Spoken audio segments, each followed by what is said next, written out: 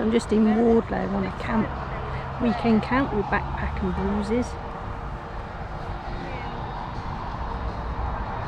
My tent all set up.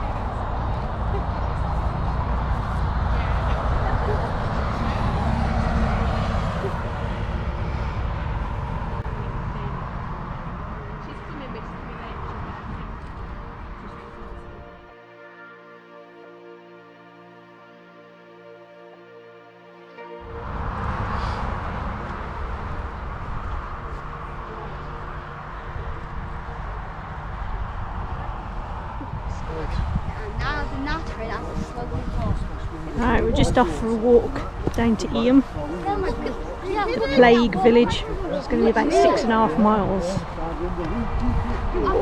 There's my accommodation over there.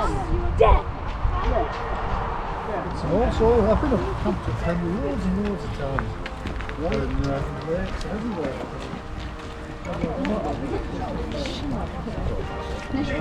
And then at the very end of that is it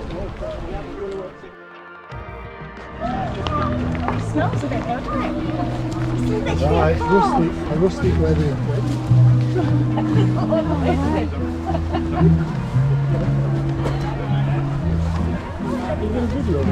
Congratulations!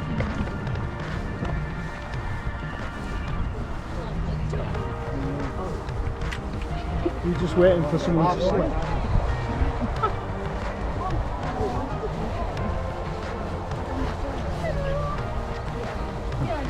Yeah.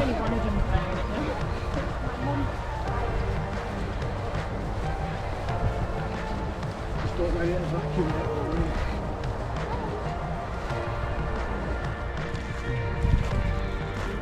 Medic! Medic!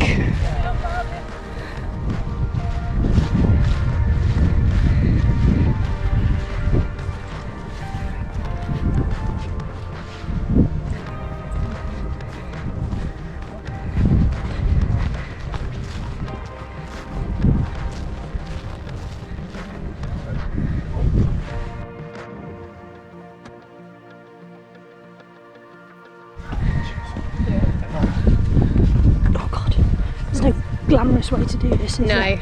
It's about holding it. It's easier.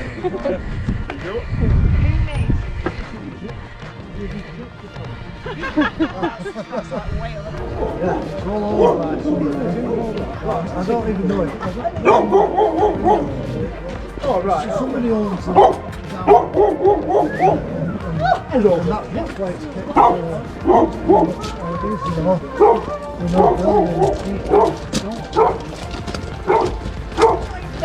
yeah, one of them.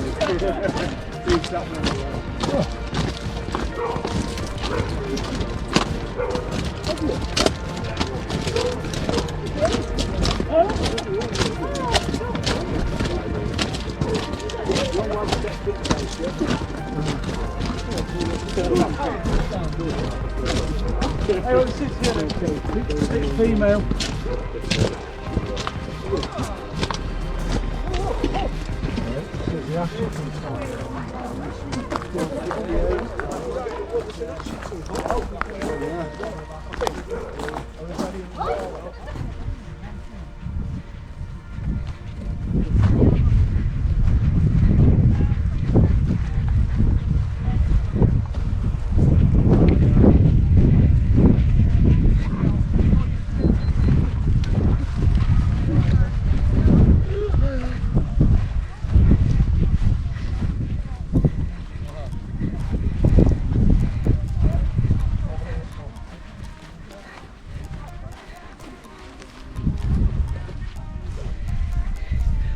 Halfway through walking through that field of cows, a bull stood up. He was a big boy as well. And there were some little calves as well, but they were all pretty placid.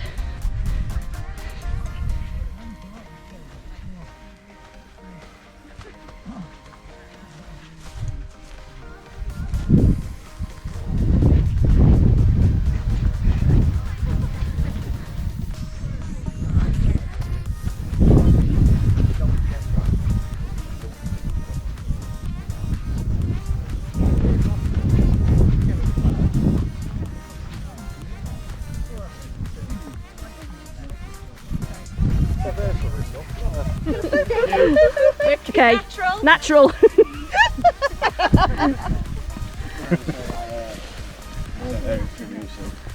Going about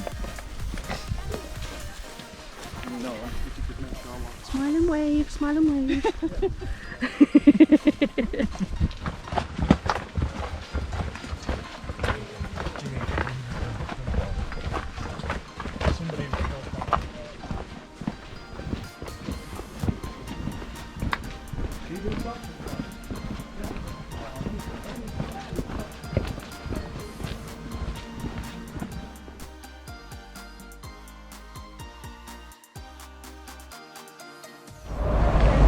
We've just come into Eyam, which is known as the Plague Village, and this house used to be one of many pubs, but it's unusual because it's in red brick as opposed to the stone that the other buildings are in. The history of the plague in the village began in 1665 when a flea-infested bundle of cloth arrived from London for Alexander Hadfield, the local tailor. Within a week, his assistant George Vickers, noticing the bundle was damp, had opened it up. Before long he was dead, and more began dying in the household soon after. As the disease spread, the villagers turned for leadership to their rector, the Reverend William Mompesson, and the ejected Puritan minister Thomas Stanley. They introduced a number of precautions to slow the spread of the illness from May 1666. The measures included the arrangement of families to bury their own dead and relocation of church services to the natural amphitheatre of Cucklet Delph, allowing villagers to separate themselves and so reducing the risk of infection. Perhaps the best known decision was to quarantine the entire village to prevent further spread of the disease. Merchants from surrounding villages sent supplies that they would leave on marked rocks. The villagers then made holes there which they would fill with vinegar to disinfect the money left as payment.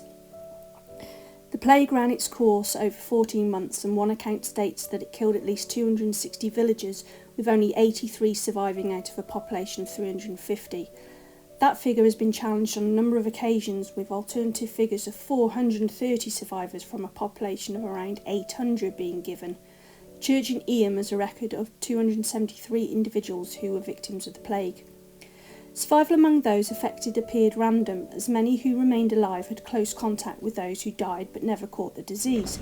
For example, Elizabeth Hancock was uninfected despite bearing 6 children and her husband in 8 days. The graves are known as the Riley graves, after the farm where they lived. The unofficial village grave digger, Marshall Howe, also survived, despite handling many infected bodies.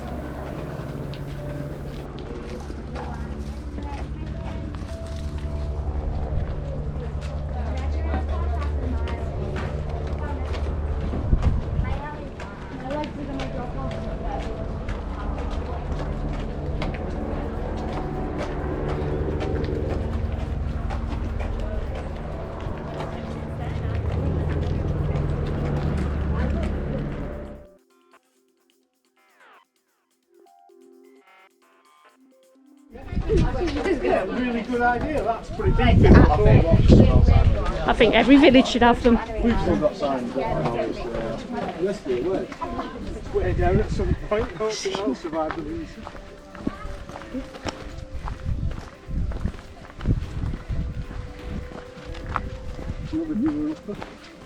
That'd be nice.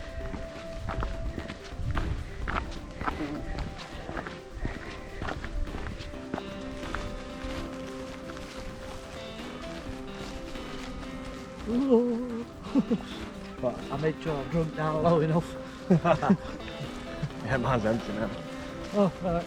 It's a bit of breakfast, John. Where this kid's going, I'd be more worried about closing time. 8:30. 8:30 to me.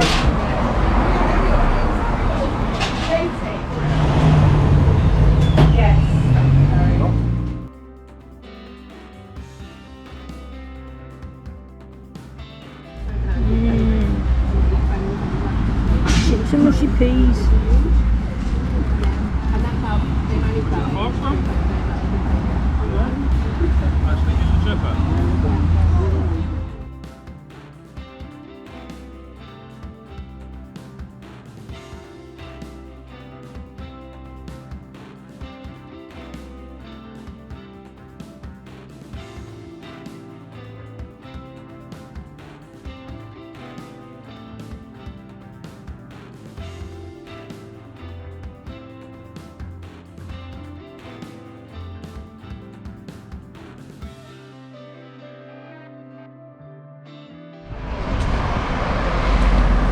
some mushy peas weren't bad. Filled a hole. Now we're leaving Stony Middleton and we're heading back to the campsite for a nice cider.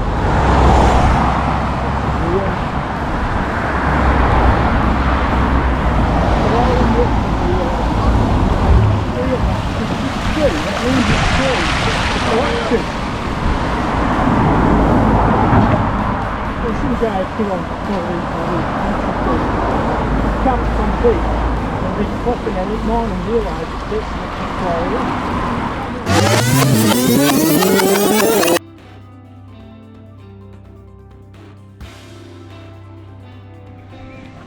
So we're just back in Eyam. We had to take a detour as Tom Cruise has closed off the footpath.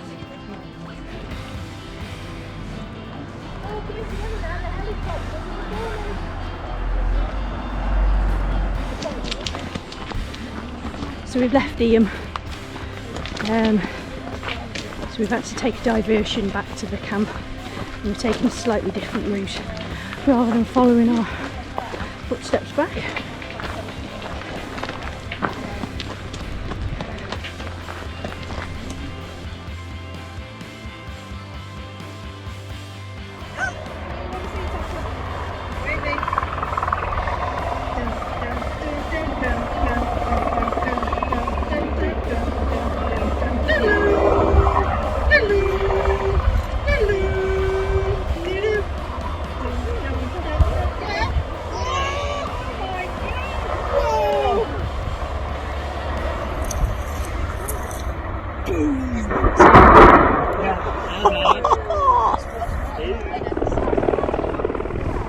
I don't know if you can see the smoke and the helicopter, but we've just witnessed part of a stunt for the new Mission Impossible film, Tom Cruise.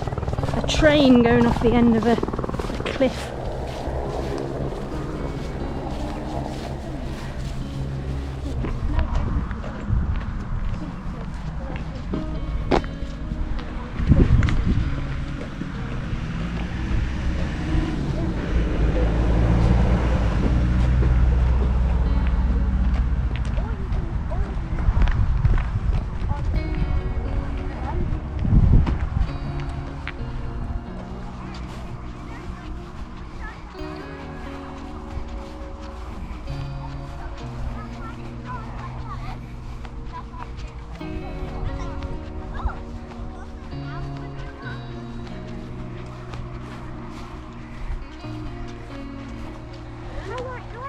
There we go.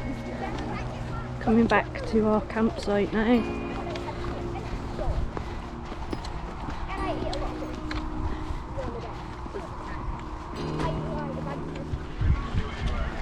What will we have for dinner tonight?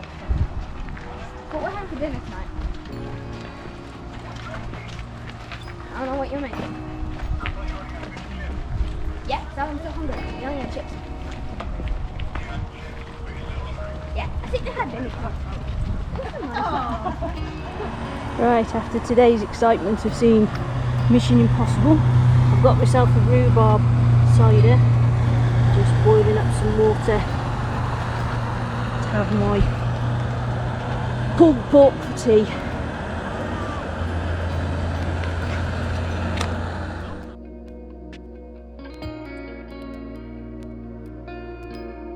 Because I am just stood here watching. Tom's going to bed at this time. Yeah, Beth Usually, fire. You gonna go to bed?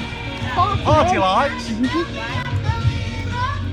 Even those mini disco balls.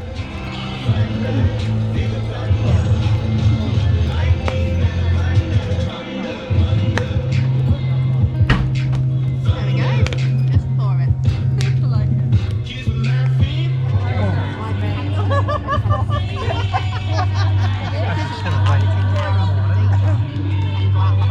I bet he's going to do that. Very good, mate. Absolutely. Yeah, I'll ring it, Jay. Daddy's going to bring it whenever. Some disco on.